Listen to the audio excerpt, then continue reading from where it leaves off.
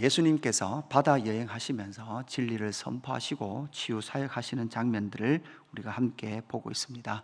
4장에서 예수님께서 바다 위에 배에 앉으셔서 비유, 하나님의 나라의 비유를 선포하셨습니다. 그 이미지는 바로 사탄의 나라, 세상 나라를 심판하시고 하나님의 나라를 이 땅에 오게 하시는 그러한 비유의 말씀, 하나님의 나라의 비유의 말씀을 세상을 향하여 선포하셨고, 그 비유에 대한 해석은 제자들에게만 그렇게 말씀해 주셨습니다. 그런 이후 이제 4장 35절 어제 본문 말씀 보셨듯이 제자들과만 함께 또 바다 건너편으로 건너가시는 그 바다 위에서 풍랑을 잠잠하게 하시는 예수님의 능력을 말씀을 통해서 만났습니다. 그러면서 예수님께서 어찌하여 이렇게 무서워하느냐 이렇게 제자들을 책망하셨죠. 두려워하는 제자들을 향하여서 너희에게 믿음이 없다 이렇게 책망을 하셨습니다.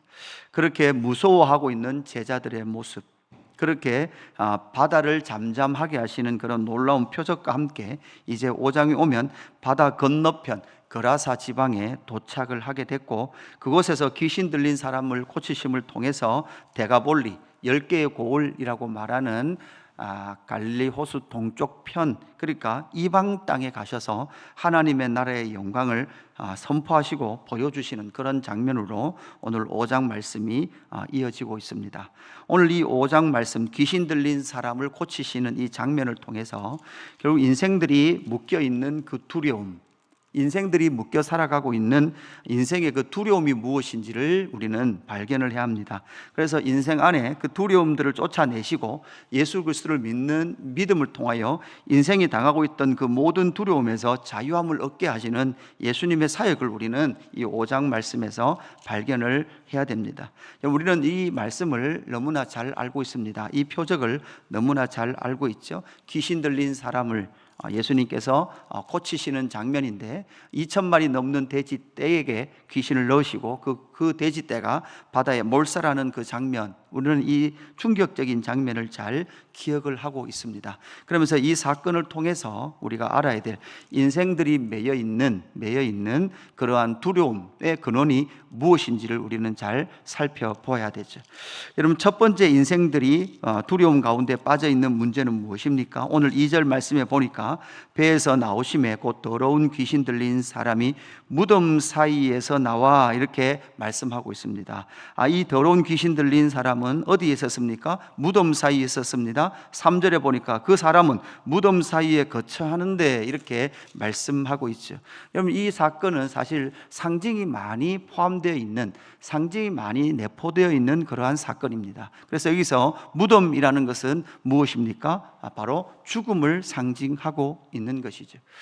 쇠사슬을 매도 매이지 않는 것입니다. 쇠사슬을 매도 매일 끊어버리면서 계속해서 그 무덤 사이에 기거하고 있는 이 귀신 들린 사람, 이 사람은 결국은 죽음을 두려워하고 있는 그 인생들의 모습을 정확하게 보여주고 있는 것이죠. 여러분, 인생은 아무도 죽음이라는 문제를 끊을 수 없었습니다. 그리고 어느 곳이든 어떤 나라든 가는 곳마다 이 땅은 무덤으로 넘쳐납니다. 사람이 죽으면 계속해서 무덤을 만들어야 되고 그 무덤을 계속 이루면서 이 세상 땅을 덮어가는 것을 우리는 보게 되는 것이죠. 여러분, 모든 인간은 그 죽음의 사슬을 끊을 수 없었습니다. 조금 이기다 싶으면 또다시 죽음이 찾아오는 죽음의 현상인 질병을 만나고 그 질병이 치유된 것 같지만 또 다른 질병이 인생들을 찾아와서 계속해서 인생들은 죽음이라는 쇠사슬에 매여 있는 그런 모습들을 보게 되는 것이죠. 한 번 죽는 것은 여러분 무엇입니까? 사람에게 정해진 것이죠. 누구도 끊을 수 없었습니다. 그래서 히브리서 2장 15절에는 무엇을 말씀합니까? 죽기를 무서워하여 평생 그 죽음의 종로로 다는 그 죽음의 두려움 속에 빠져 있는 인간의 모습을 보여주는 것이죠. 그것이 오늘 본문의 이 상징으로 무엇이 등장합니까? 무덤이 등장하더라는 것이죠. 이렇게 죽음의 쇠사슬에 묶인 채 살아가는 인생, 그래서 죽음을 두려워할 수밖에 없는 인생들에게 찾아오셔서 예수님은 무엇을 우리에게 주셨습니까? 사망 권세, 끊으시는 부활의 첫 열매가 되신 분이 바로 우리 주 예수 그리스도이신 줄로 믿습니다. 그래서 예수 그리스도를 믿을 때 우리 안에 첫 번째 떠나가는 그 현상이 바로 죽음에 대한 두려움 자체가 떠나가기 시작하는 거죠. 여러분, 우리가 방금 찬송했듯이 영생은 언제부터 시작됩니까? 죽고 난 다음부터 시작됩니까? 아닙니다. 예수 그리스도를 믿음으로 말미암아 이미 허물과 죄로 죽었던 우리의 영혼은 살았습니다. 그래서 그때 이미 영생은 시작된 것입니다. 육체의 죽음이 우리에게 찾아온다 할지라도 우리는 그 육체의 죽음조차도 끝이다라고 절대 생각하지 않습니다. 그 육체의 죽음은 예수 안에서 그 육체의 죽음을 맞이한 자들은 복됩니다. 왜냐하면 그 육체조차도 다시금 온전한 육체로 부활하여 하나님의 그 새 생명의 온전한 영광 가운데로 그 영광을 경험하게 되고 만나게 될 것이기 때문에 성도의 죽음은 복되다, 그렇게 선언을 하고 있는 것이죠. 그래서 결국 인생은 죽음을 두려워합니다. 두 번째 죽음은 무엇입니까? 당연히 여기 귀신이라고 표현되어 있는 공중권세 잡은 자를 두려워합니다. 그는 몸을 해치려 합니다. 몸을 계속 돌로 상하게 하죠. 무덤 사이에 거하는 이 사람은 결국 더러운 귀신 들린 사람입니다. 그 더러운 귀신 들린 이 사람은 계속해서 5절에 보니까 밤낮 무덤 사이에서나 산에서나 늘 소리 지르며 돌로 자기의 몸을 해치고 있었더라, 이렇게 말하고 있죠. 사실 이 귀신은 알고 있습니다. 7절에 보니까 6절에 보니까 거기 멀리서 예수를 보고 달려와 절하며 큰 소리로 부르짖어 이르되 지극히 높으신 하나님의 아들 예수여, 나와 당신이 무슨 상관이 있나이까? 지극히 높으신 하나님의 아들 예수여. 여러분, 귀신은 알고 있는 거죠. 귀신은 이미 예수가 하나님의 아들이라는 것을 알고 있습니다. 이 귀신은 결국은 무엇입니까? 이 예수가 하나님의 아들인 것이 사람들에게 알려지지 않는 것이 결국은 귀신이 하기를 원하는 것이죠.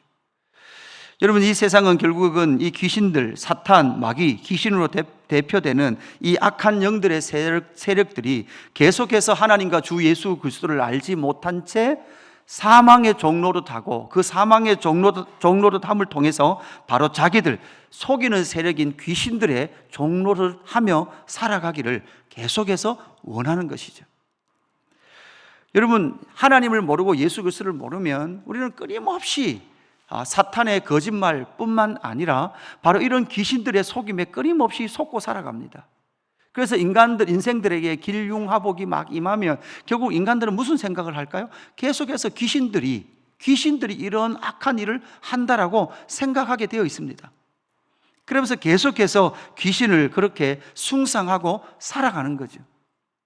여러분, 이 한국 땅에도 있는 여러분 조상 숭배, 여러분 그것이 무엇입니까? 사실 여러분 조상 숭배하는 것이 아니라 여러분 귀신을 숭상하는 대표적인 일이 그렇게 나타나는 거죠. 이게 전 인류에, 하나님과 주 예수 그리스도를 모르는 모든 인류에게 공통적으로 한국 땅에만 있었던 것이 아니라 온 인류가 공통적으로 해왔던 일이 계속해서 사탄을 숭상하고 귀신을 숭상하는 일들로 나타나더라는 것이죠.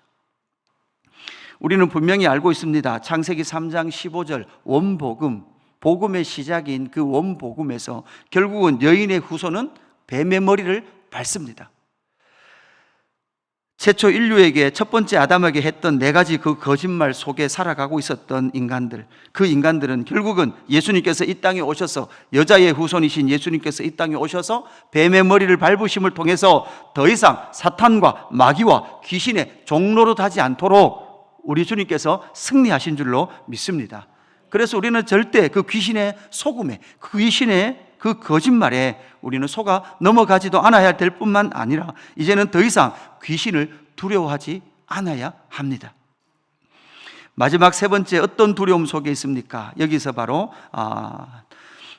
돼지떼로 상징되고 있을 뿐만 아니라 2,000마리 이렇게 상징되고 있는 돼지와 2,000마리의 관계를 바로 로마라는 이러한 상징으로 나타난다라고 우리는 알고 있습니다.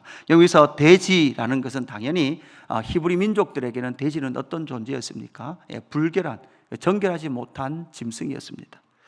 바로 예수님께서 바다 건너편으로 이방 땅으로 갔을 때 그 이방 땅에 있었던 것이 바로 돼지고, 이 2,000마리로 상징되고 있는 상당히 많은 숫자가 있죠. 2,000마리라 되니까 바로 이 2,000마리라고 말하는 많은 숫자가 결국은 로마의 군대의 한 부대의 단위를 말하고 있는 그런 단위를 상징하고 있고, 여러분, 이 로마의 군대가 가는 곳마다 길렀던 짐승은 돼지입니다. 왜냐하면 로마의 군인들이 고기를 먹어야 되는데 가장 효율적으로 먹을 수 있는 고기가 바로 돼지 고기였습니다. 그래서 언제나 로마 군대가 가는 곳마다 돼지가 길러졌고, 그 로마 군인들, 그 장정의 남자들이 먹어야 될 그 고기를 언제나 돼지가 공급해 주었던 것이죠. 그래서 이 이방 땅에 왔을 때 바로 돼지가 등장했고, 그 돼지의 수가 작은 것이 아니라 2,000마리나 되는 이러한 돼지를 상징적으로 보여주시면서 결국 이 돼지로 대표되는 아주 효율적인 고기, 효과적인 고기로 대표되는 이 돼지고기는 결국은 세상, 로마를 상징하고 있는 것이죠. 여러분, 우리는 이 땅을 살아가면서 예수를 믿어도 두려운 이유가 무엇입니까? 결국은 여러분, 세상이 두렵게 느껴지는 것이죠. 예수 그리스도와 하나님의 나라 백성으로 살아가는 것보다는 너무나 효율적이고 효과적인 저 세상의 방식과 방법대로 살아가는 이 세상을 보면서 우리는 때로는 두려움을 느끼는 거죠. 여러분, 하나님을 섬기는 일 중에 효율적이고 효과적인 것이 과연 얼마나 많이 있다고 생각하십니까? 여러분, 우리가 지금 하고 있는 이것도, 여러분, 우리가 직장 생활을 하기에 이 시간에 나와서 하나님 앞에 예배하고 하루를 보낸다는 것이 여러분 효과적입니까? 별로 효과적이지 않은 것 같습니까? 그죠? 아침에 푹 자고 그죠? 출근해서 맑은 정신으로 일하는 게 얼마나 효과적인 것 같습니까? 이렇게 일찍 일어나서 하나님 앞에 기도한다고 얼마나 효율적이고 효과적인 삶을 살 수 있다고 생각하십니까? 믿지 않는 자들이 보기에는 이러한 일들은 전혀 비효율적인 일입니다. 하나님의 나라는 세상 나라가 볼 때는 너무나 비효율적이고 아무것도 생산할 수 없는 소비만 하는 그러한 곳 같습니다. 반대로 세상 나라는 언제나 효과와 효율을 따집니다. 가장 효율적인 방법을 선택합니다. 소를 키우는 것보다는 돼지를 키우는 것이, 여러분, 돼지보다 더 효율적인 게 뭘까요? 여러분, 전 인류가 다 먹는 닭이죠. 훨씬 더 빨리 키워서 빨리 먹을 수 있습니다. 닭은 또한 뭐까지 먹을 수 있습니까? 알로도 먹을 수 있죠. 그러니까 닭, 돼지, 계속해서 이 세상은 가장 효율적인 것을 찾아 나서고 가장 효율적으로 키워서 가장 많은 그러한 영향력, 가장 많은 에너지를 뽑아내려고 하는 것이 바로 로마라는 세상이 상징되고 있는 이러한 상징인 것이죠. 이러한 세상을 살아가면서 하나님의 나라 백성들은 너무나 두려운 그러한 세상을 경험하게 되는 것이고, 그 세상 앞에 설 때 너무나 작은 존재라는 인식이 될 것입니다. 가데스 바니아에서 정탐했던 10명의 그 정탐꾼들이 보았던 세상은 거인이고 우리는 곧 메뚜기입니다 라고 상징되어지는 그러한 메뚜기의 모습들을 우리는 자주 발견하게 되는 것이죠. 그럼에도 불구하고 우리는 예수님께서 선포하신 말씀을 기억해야 합니다. 세상에서 너희가 환난을 당하나 담대하라, 내가 세상을 이기었노라. 예수님은 로마를 이기신 줄로 믿습니다. 사랑으로 승리하신 줄로 믿습니다. 그래서 예수님께서 이제 너희는 더 이상 세상을 두려워하지 말라라고 말씀하셨던 것이죠.